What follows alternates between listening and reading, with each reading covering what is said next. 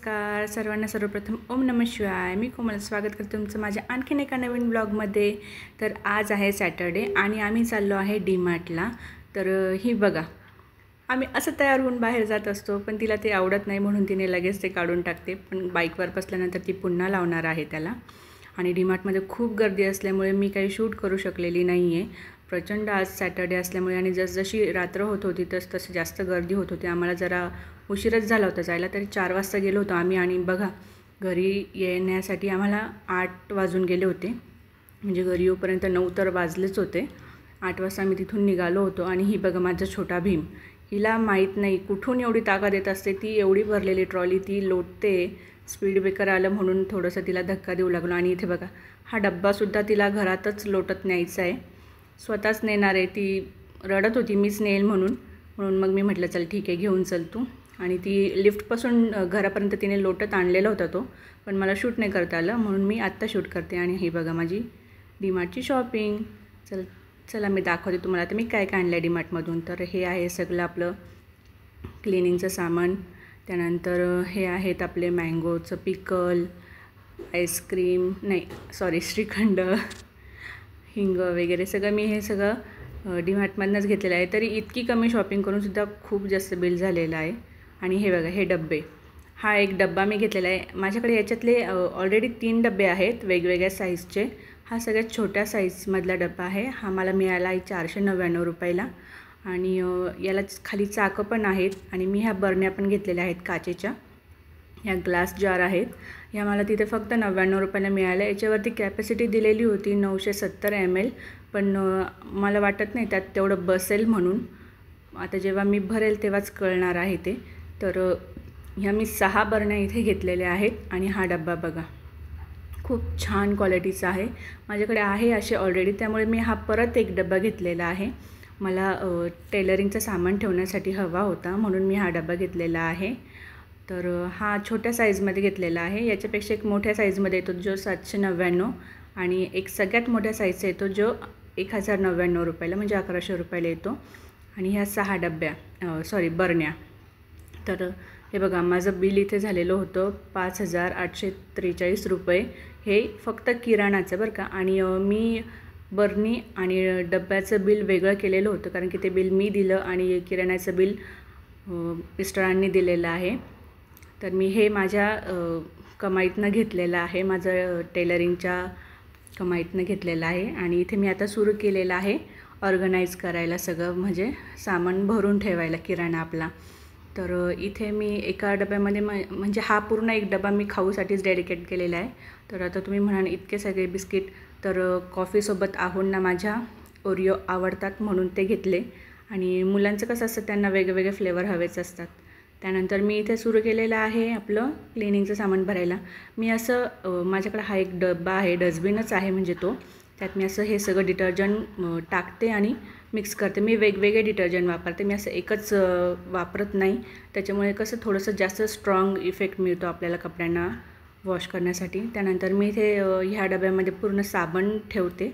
साबण, brush, paste वगैरे आपलं जे पण काही असतं ते सगळं मी यात ठेवलेलं आहे. आणि हे जे छोटे छोटे बॉल दिसत आहेत ते मशीनमध्ये टाकण्याचे आहे.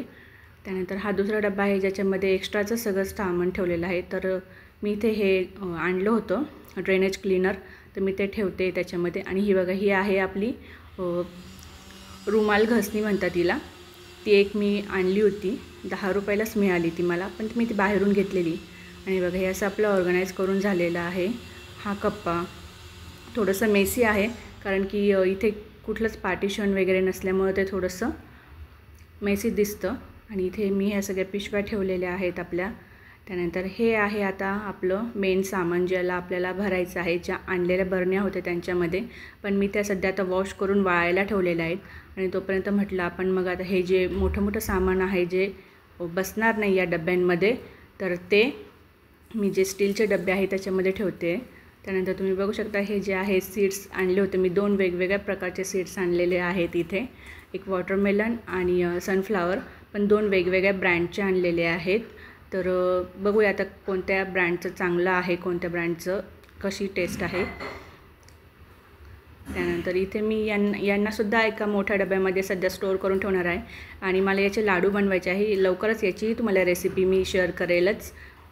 ड्रायफ्रूट लाडू बनवणार आहे. मी आधी ठरवलं होतं की हे या बरण्यांमध्ये भरूया, पण नंतरून विचार केला की आपल्याला याचे लाडू बनवायचे तर मग आपण याला डायरेक्ट मोठ्या डब्यामध्येच ठेवून देऊया. आणि मी आता ही अशी एक मला पिस्त्यासोबत मिळालेलं सिलिकॉनचं हे होतं जे मी त्यात ठेवलेलं आहे, ज्याच्यामुळे आपल्या ड्रायफ्रूटला कीड वगैरे लागत नाही, काही नाही. आणि ते पंपकिन सीड आहेत जे मी आधीच आणलेले होते आणि ते फ्रीजमध्ये ठेवलेले आहेत, म्हणून मी त्यात ते ठेवलेलं होतं. आणि बघा मी इथं आता सगळ्यात पहिले हा रवा जो आहे तो भाजून घेते आहे. म्हणजे मी सगळ्या गोष्टी भाजूनच ठेवते. रवा झालं, जिरे झालं, आपलं धणे किंवा सगळ्याच गोष्टी असं मी भाजून ठेवते. म्हणजे वेळेवरती आपल्याला पटकन घाई होत नाही. जेव्हा गडबडीची वेळ असते तेव्हा आपल्याला पटकन घेऊन करता येतात. त्यानंतर मी आता इथे भरते आहेत ह्या बरण्या. हा दुसऱ्या दिवशीचा व्हिडिओ आहे सकाळचा. मी आता इथे या बरण्यांमध्ये सगळं भरते. मी सर्वप्रथम इथे मीठ भरलेलं आहे ह्या बरणीमध्ये. त्यानंतर मी इथे भरते मैदा आणि मी यात जे खडे मसाले आपले असतात ते पण ठेवणार आहेत, तेजपत्ता वगैरे, जे दुसऱ्या छोट्या बरण्यांमध्ये बसत नाही तर ते मी या मोठ्या बरण्यांमध्येच ठेवणार आहे. जे 1 किलोचं मीठ बसलं आहे त्याच्यामध्ये कंप्लीट आणि हा अर्धा किलोच मैदा बसलेला आहे याच्यामध्ये, बघू शकताय तुम्ही.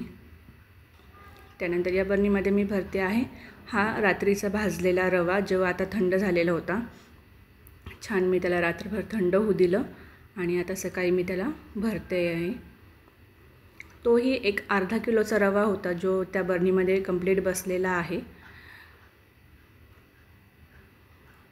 काचेच्या बरण्या खूप चांगल्या असतात, बस त्या थोडंसं केअरफुली वापरायच्या असतात आणि आपलं असं खाली सांडलेलं लगेच वाईप करून घ्यायचं, जेणेकरून आपण पुढचं जे भरणार आहोत बरण्यांमध्ये ते खाली आपल्याला असं कचकच वगैरे लागणार नाही, बरण्या स्लिप होणार नाही. तर इथे बघा हे तेजपत्ता होते जे माझ्या कोणत्याच बरण्यांमध्ये बसत नव्हते, डब्यांमध्ये बसत नव्हते.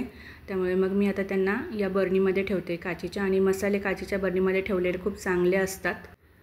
आणि दुसऱ्या बरणीमध्ये मी ठेवणार आहे इथे आपली बेडगी मिरची, जी पण माझ्याकडे एक्स्ट्रा होती ती मी आत्ताच ठेवलेली आहे स्टोअर करून.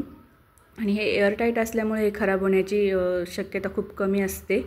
आणि मी आता सध्या ह्या 6च बरण्या घेतलेल्या आहे, कारण की माझं बजेटच तेवढं होतं, म्हणून मग मी 6 घेतल्या. आणि म्हटलं मग चला पुढच्या वेळेस नंतरून बघूया, आपण जेव्हा डीमार्टला जाऊ तेव्हा आणखीन 6 घेऊन टाकूया. तर ह्या मोठ्या साईजमध्ये घेतल्या आणि यातल्या पण छोट्या साईजमध्ये आहेत ज्या 79 का 89 रुपीजला आहे. आधी मी त्याच घेणार होते, पण म्हटलं त्यात हे बसणार नाही सगळं सामान आणि मला मोठ्या बरण्यांची गरज होती, त्यामुळे मी मोठ्या बरण्याच घेतल्या.